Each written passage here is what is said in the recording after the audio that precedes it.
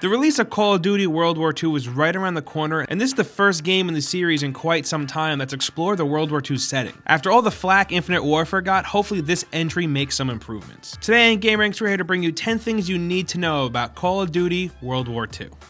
Starting off at number 10, Call of Duty for the most part has always had a pretty fun and enjoyable campaign, and for the release of Call of Duty World War II, Sledgehammer is putting a lot of time and effort into the campaign. The game's story will take place in Europe, and the game will be opening with a Saving Private Ryan-esque recreation of the D-Day invasion. The campaign is supposed to be going for a Band of Brothers vibe, really making you care about the characters, and the game isn't going to be for the faint of heart either. I've seen some footage of this game, and it's pretty gruesome. I saw one dude's entire body just like get completely blown off. Like there was nothing left but like belly button down. It was insane. Sledgehammer is really trying to capture the dark and gritty, horrible feeling that was World War II. They're trying to make it as authentic as they can.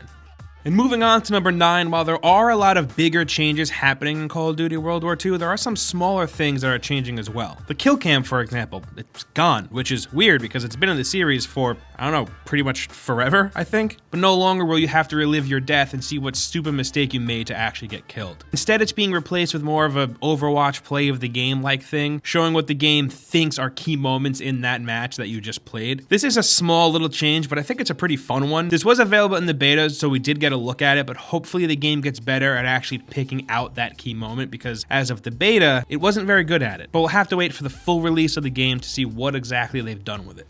Next up at number 8, while Call of Duty has had classes in the past, here they're taking a bit of a different approach to them and they're being called divisions. There are 5 different divisions in total, each of them having their own set of perks and also having their own set of active and passive abilities. There's the Infantry Division, which is your basic well-rounded assault class. The Airborne class has a focus on speed and submachine guns. The Armored Division, that's pretty much the heavy class, which specializes in light machine guns and rocket launchers. There's also the Mountain Division that acts as a sniper class, who actually has the only form of an aim assist in the whole game. Then there's the Expeditionary Division. This is the close combat class, which favors weapons that get you up close and personal with your enemies, with shotguns and flamethrowers. It really isn't too much of a change up from previous games, but the perks and special abilities here are quite different and they seem pretty cool.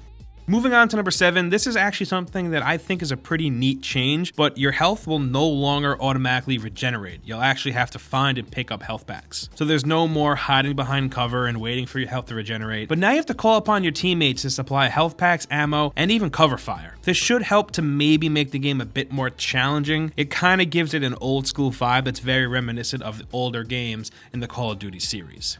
Next, number 6, as expected, Call of Duty World War II will be getting a season pass. It's priced at $50 and will include 4 new DLC packs that come out in 2018. These packs will include new multiplayer and Nazi zombie maps, new Nazi zombies chapters, new war missions, and by purchasing the season pass, you'll get access to a bonus map, which is actually a map from Call of Duty 2. There's nothing really too crazy here, it's your typical season pass. Moving on to number 5, it wouldn't be a new Call of Duty game without some iteration of the zombies mode, and according to creative director Cameron Dayton, this is shaping up to be the scariest version of zombies that we've seen so far, which is awesome because personally I wasn't a fan of the last few zombie modes, especially Infinite Warfare's. I get what the developers were going for with the last few takes on it. Bringing on a cast of real actors was definitely an awesome idea. Adding a bit of narrative is great too, but at times it can just feel a little ridiculous, and I would much rather a spooky zombies mode because they are zombies after all. They're supposed to be scary, and I can't think of a better team to make zombies scary again. Seeing that a lot of Sledgehammer worked on Dead Space, I think they're more than qualified to give us a really cool Nazi zombies mode. This new zombies mode will also feature its own loot crates, with each dropping 1 of 5 different types of consumables, those consumables being weapon guarantees, keys, discounts, and also regular and special weapon drops. It also seems to be class-based as well. All this information was released via a leak, and it's a pretty hefty leak. There was a lot of stuff that came out with it. I don't want to get too much into it just because this is spoiler territory for some people, but go look it up if you're interested. It's actually very interesting how much stuff there is in zombies alone. Next up at number 4, one big new thing making its way into Call of Duty World War II is the addition of Headquarters, which is a social space where players can interact with each other. It's very much like the tower or farm from Destiny. There are certain things that you can do in the social space that actually reward you with XP, bonuses, buffs, and even cosmetic rewards. With the addition of Headquarters actually comes a brand new social score to keep track of, which measures how much you contribute to the community. So yeah, I like the sound of this. I'm a big fan of Destiny and I love the tower and everything that it is, so me liking this actually makes total sense.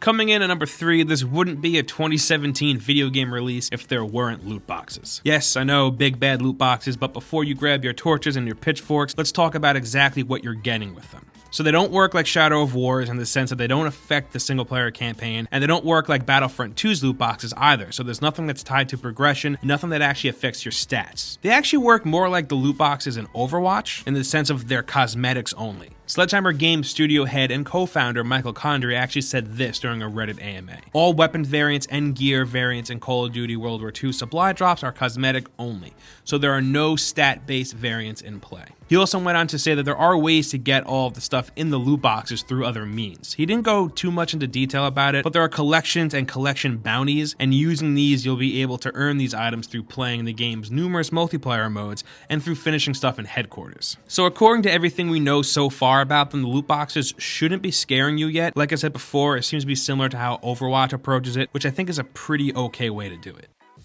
Next up, at number 2, War Mode is a brand new multiplayer mode. It's narrative driven and objective based, and it's much bigger than your standard team deathmatch or control. War Mode places one team on the attacking side and one on the defending side. One team will be attempting to finish different types of objectives to win the game. With each objective you complete, you move further and further into the map. After playing it, it actually didn't feel too much like a multiplayer mode and felt more like a single player mission. Running around not caring about my kill-death ratio, but just worrying about finishing the objective actually felt pretty refreshing. There's no denying that this is Call of Duty's response to things like Battlefield 1's Operations, or even something like Overwatch's Uprising mode. And I gotta say that I think they're responding the right way. It's actually a lot of fun. I think the Call of Duty multiplayer experience as a whole has needed a bit of a shake-up, and it looks like it's happening with this mode. This game is doing a lot of new stuff, but this is by far one of the more exciting things coming to this entry in the series.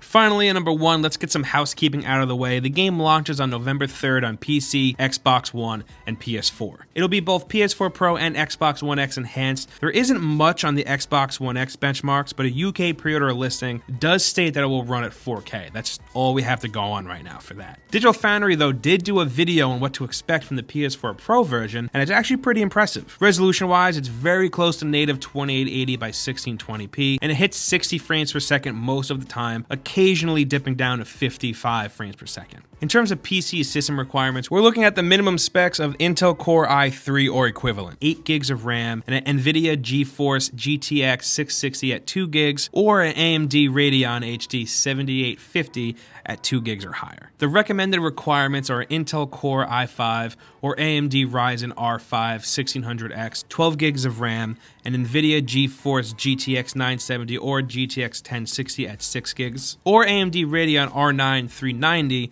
or AMD RX 580. And the game will have an install size of 25 gigs. And those are 10 things you need to know about Call of Duty World War II, but we want to hear from you. So meet us down in the comments and let us know what you think. And as I'm sure you already know, hitting that like button really helps us out. And if you're new here, subscribing to the channel is a good idea because we put out videos like this every single day. And the best way to get them is with a subscription to the channel. And as always, thank you for watching. We'll see you next time right here on gameranx.